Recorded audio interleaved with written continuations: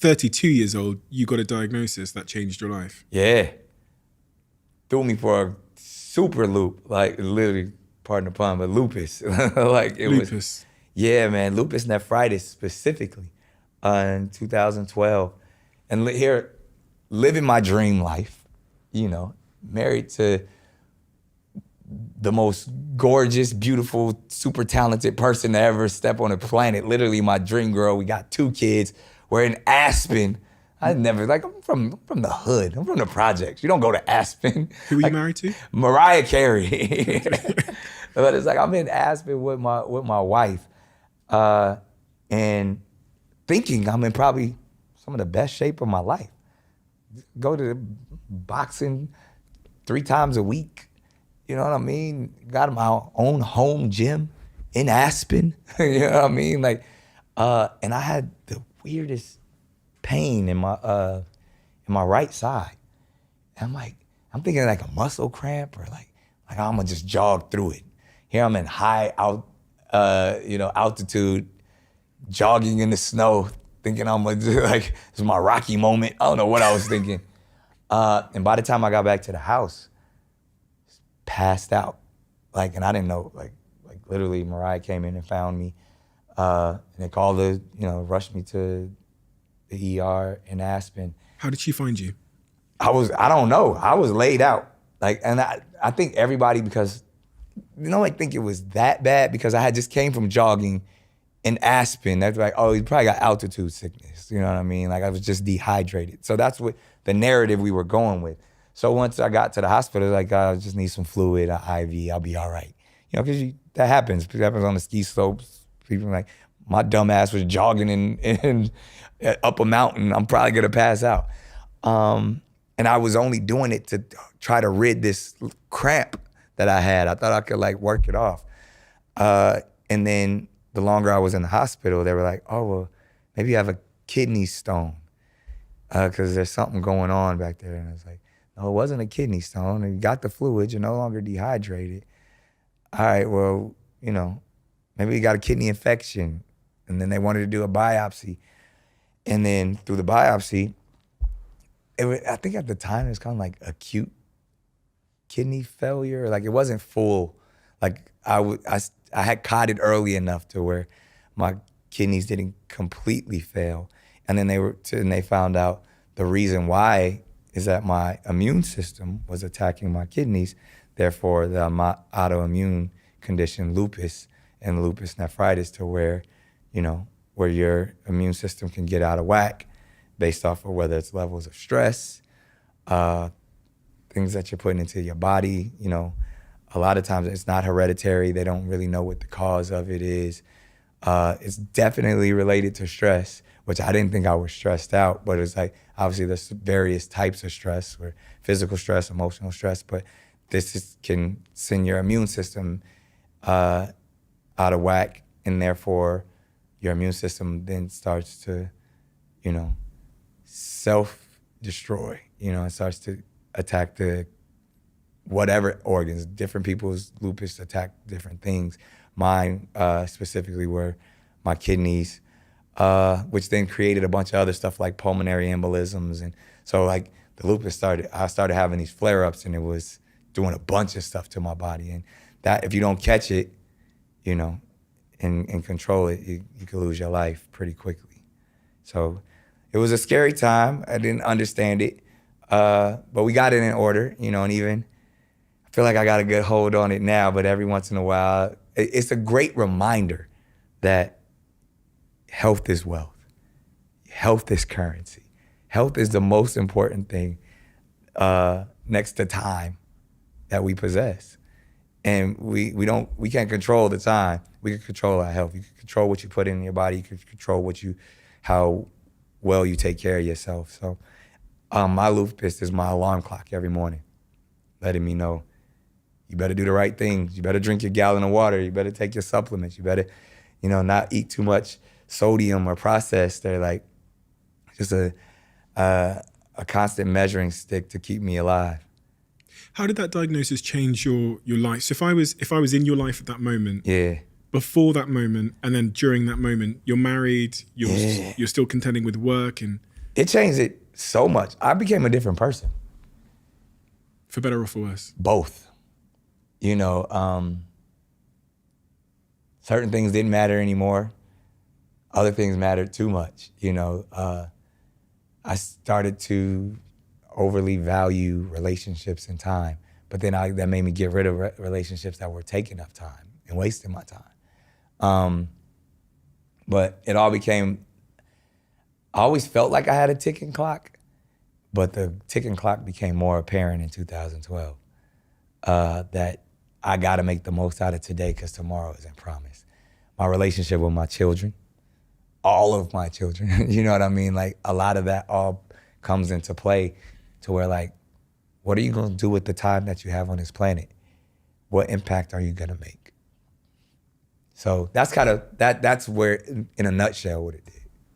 Emotionally, if I'm Mariah at that time and I'm dealing with a Nick that's contending with this new diagnosis and an uncertain future. Yeah.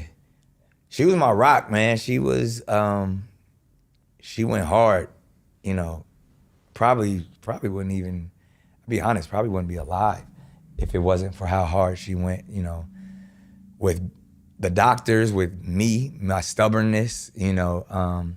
She was the perfect helpmate, the perfect matriarch, the perfect mom, the perfect wife in those scenarios. Because granted, she's who she is and dealing with all the pressures of being Mariah Carey, but then being loving enough to take on all of my stuff.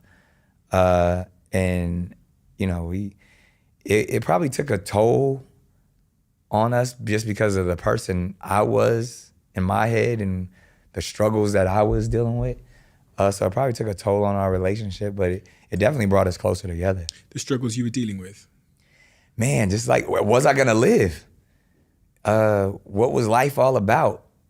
Had I wasted my time up until this point? And if I get another shot, what am I gonna do?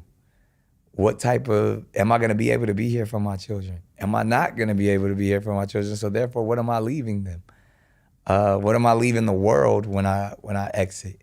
You know, staring up at that hospital bed, or from the hospital bed, staring at the ceiling all alone when everybody else is kicked out, and you gotta just, you know, be face to face with your higher power, asking all those tough questions. Am I done? You know, a lot of people, we don't do that because we get caught up in the constant rat race of just living day to day. But it slowed down for me on many occasions of like, it's just a wrap. He's almost out of here. And I wasn't scared. That's the crazy thing when you get to that point where you're like, oh, okay, I had a good run. Were you happy? I was. In that moment, when you're looking up at the ceiling? I want to say I was content. I wasn't scared. And it happened, you know, more than once. And even, you know, it continues to. Like, I'm probably reminded of my physical mortality all the time. And when you're not afraid of dying, you focus on living. You know, it's anyone who's ever had a near-death experience, or anyone who's been in those quiet places of dealing with thoughts of afterlife and what this current life was for you, you live the rest of your days differently. And at least for, you know, a certain amount of time until you're reminded again. But yeah, man, I always say I won at life. I've lived several lives and I won them all. You know, so it's like, I'm not afraid to go. Like, and even all of the things that I study and have prepared myself for, it's, you know, one thing, it's inevitable. It's gonna happen to all of us at some point. And I think others just deal with it better, and it makes you appreciate this life. Like, when it's all said and done, I guarantee you they're gonna be like, yo, he rode that motherfucker till the wheels fell off. like he got the most out of life. And, you know, I'll be known for smiling big, loving hard, you know, and, you know, what more can you ask for? You said you don't think you'd be here if it wasn't for Mariah going hard. Do you really believe she saved your life? Oh, absolutely. Absolutely. But I think that's what you do. When you find a helpmate, when you find someone that you're in matrimony with, you know, you go hard for them. I feel like I went hard for her and will still go hard. I lay down my life for her today. You know, it's what you do. It's family. It wasn't, and I just want to make it clear, it wasn't just that moment where you had to contend with health and mortality. It's an ongoing conversation. Yeah, I was in and out of the hospital. I mean, I was in the hospital this past December. You know, it's not as frequent, you know, but and it's just because I have the right doctors and I'm hopefully doing the right things now that it doesn't find me. But lupus, you have what they call flare-ups, and it happens when certain times of the year, seasons, stress, and some can be worse than others. So early on when I was trying to understand it, between like 2012 and 2016, I was in the hospital like a couple of times a year for stints of like 3 weeks to a month, just trying to figure it out. So and like I said, the flare-ups would cause things from everywhere from like blood clots, pulmonary embolisms, inflammation and not have the ability to walk, to kidney failure, organs not doing what, you know, they're supposed to do. So, you know, I had blood clots in my lungs and my heart, like things that would have normally killed other people. You know, the doctors be like, man, I don't understand how you didn't get affected by that, you know, and having to do, you know, infusions that are, you know, similar to chemotherapy and, you know, my hair falling out, stuff like that. Like, it's been quite the journey, but, you know, you never know how strong you are. Just being strong is the only option. You just got to push through. Crazy how that changes perspective. And as you say all of that, having not been through that myself, Yeah. I'm so hungry to understand the perspective that it's given you, because I don't want to have to go through that to get the perspective. I don't wish it on anyone. Yeah. Yeah, I mean, it's funny. You say that sitting there 30 years old. Yeah, and this is why it's... But man, you know what I used to do even before I was diagnosed with lupus? It's funny. And I don't even just put on my heart, but I knew it helped my perspective. Every month, started off every month, then it started to be like once a quarter. But I would go to St. Mary's Children's Hospital and read books, give toys, and really just hang out. And I wouldn't do it for publicity, or it was a reset button for me to put everything in perspective, because you would see these children who were dealing with life-altering, sometimes just chronic and detrimental disease, and they would have these smiles on their faces, man, and they would just